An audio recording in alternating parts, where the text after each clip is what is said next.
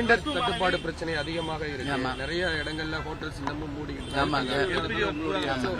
இப்போ ஈரான் அமெரிக்காவுக்கும் ஈரானுக்கும் நடக்கின்ற இந்த போரினால நம்ம எல்லா இடத்திலுமே பெட்ரோல் டீசல் தட்டுப்பாடு, கேஸ் சிலிண்டர் தட்டுப்பாடு என்று எல்லாருக்கும் ஒரு அச்சுறுத்தலை ஏற்படுத்தி இருக்கிறது.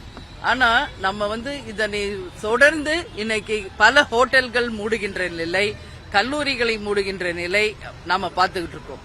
ஆனால் இன்றைக்கு அரசாங்கத்திலே அதற்குரிய பதவியில் இருப்பவர்கள் நீங்க பயப்பட தேவையில்லை, அதை சமாளிக்கின்ற நிர்வாகம் நம்ம கிட்ட இருக்கு. எப்படி கொரோனா காலத்துல அதை நம்ம அந்த எப்படி சால்வ் பண்ணமோ அந்த மாதிரி இந்த பிரச்சனையும் நம்ம வெகு சுலபமாக தீர்க்க முடியும் அப்படின்றத பாரத பிரதமரும் சொல்லியிருக்காரு. நான் என்ன சொல்றேன், எல்லாருமே எல்லாத்துக்கும் பயப்படக்கூடாது, டென்ஷன் ஆவேனா. நிச்சயம் இது சுமூகமாக முடிக்கப்பட்டு எல்லாருக்குமே கேஸ் சிலிண்டரும் சரி, பெட்ரோல் டீசலும் நிச்சயம் கிடைக்கும் அப்படின்றது நான் கிடைக்க வேண்டும் என்பது சொல்றேன்.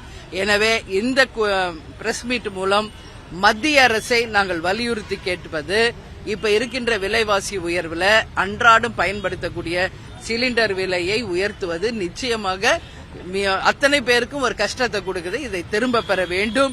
அது மட்டும் இல்லாமல் தட்டுப்பாடு இல்லாமல் எல்லாருக்கும் எப்பவும் கிடைக்கிற மாதிரி கேஸ் சிலிண்டர் ஆகட்டும், அதே மாதிரி கமர்ஷியல் பர்பஸ்க்கு யூஸ் பண்றவங்களுக்கும் அந்த சிலிண்டர்ஸ், அதே போல பெட்ரோல் டீசல் எல்லா இடத்துலயும் ஈஸியா கிடைக்கிறது உறுதி செய்ய வேண்டியது ஒரு மத்திய அரசின் கடமை. இதை நிச்சயம் மத்திய அரசு செய்ய வேண்டும் என்று தேமுதிக சார்பா கேட்டுக்கிறோம்.